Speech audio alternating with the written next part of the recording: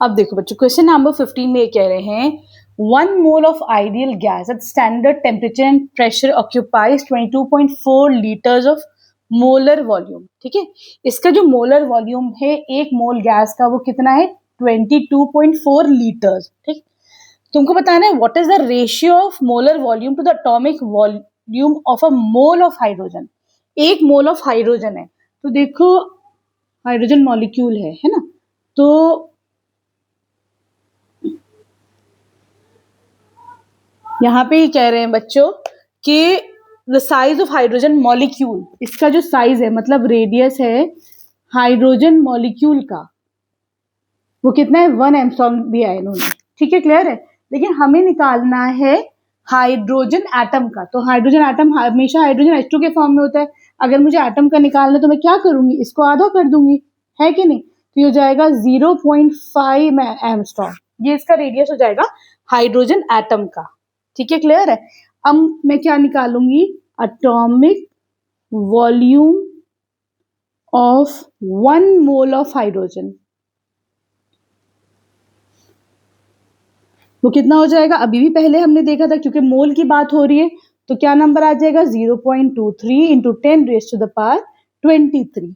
ठीक है, Avogadro's number into जो इसका वॉल्यूम है, वॉल्यूम कितना है 4/3 पाई आर क्यूब, तो ये जाएगा 6.023 इंटू 10⁻23 इंटू 4/3 इंटू पाई कितना है 3.14, आर कितना है 0.5 इंटू 10⁻⁻10 का क्यूब।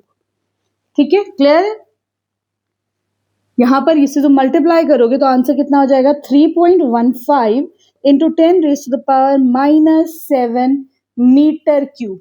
यही आंसर तुम्हारा क्वेश्चन नंबर 14 में भी आया था। ठीक है, तो यहां तक तो आपका सेम है।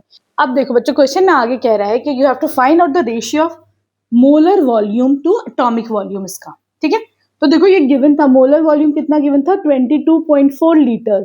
ठीक है, एटॉमिक वॉल्यूम कितना है था अभी हमने निकाला है 3.15 इंटू 10⁻⁻7 मीटर क्यूब। अभी देखो ऊपर लीटर से नीचे मीटर क्यूब है। ठीक, हमें पता है बच्चों एक चीज कि अगर एक क्यूब है जिसका लेंथ ब्रेथ और हाइट 1 मीटर है, तो इसके अंदर मैं पानी फिल करती हूँ तो वो कितना आ जाएगा 1000 लीटर्स इसके अंदर हम वॉल्यूम जो है इसके अंदर आ सकता है। ठीक है, क्लियर है। तो तुम्हारे पास ये क्या बन गया, एक रेशियो मिल गया है हमें। क्या मिल गया हमें कि एक इक्वेशन मिल गई 1 metre cube is equal to 1000 litres. ठीक, अब मैं यहां से क्या कह सकती हूँ that 1 litre is equal to 10⁻⁻3 metre cube. ठीक है, ये बोल सकते हैं हम। अब मैं क्या करूंगी, इस लीटर को हटाकर इसको भी 10⁻⁻3 मीटर क्यूब कर दूं। अब ये आपका सॉल्व होना आसान हो जाएगा। जब हम इन दोनों को सॉल्व करेंगे तो ये आ जाएगा 7.11 इंटू 10⁻4 मीटर क्यूब। ठीक है, लेकिन क्वेश्चन में कह रहे हैं कि इसको थोड़ा राउंड ऑफ करते हैं हम। ठीक है, जब हम इसको राउंड ऑफ करते हैं तो इसको तुम 10 ले लो, क्योंकि ये 5 से बड़ा है 7 से बड़ा है, तो इसे 10 ले लेते हैं। तो ये 10 इंटू 10⁻4 मीटर क्यूब, ये हो जाएगा 10⁵ मीटर क्यूब। तो अब ये देखो अप्रोक्सीमेटली ये कितना बड़ा रेशियो आया है। एटॉमिक वॉल्यूम और मोलर वॉल्यूम का रेशियो बहुत बड़ा है। ऐसे क्यों आया बच्चों, क्योंकि चाहे एक एटम का वॉल्यूम कम हो, लेकिन जब वो एक मोलर वॉल्यूम बनाता है तो बीच में इंटर स्पेसेस इतनी ज्यादा होती हैं गैस के अंदर, तो उसका जो वॉल्यूम होता है वो बहुत ज्यादा हो जाता है। ठीक है, क्लियर है आगे समझ में। तो दिस इज द आंसर।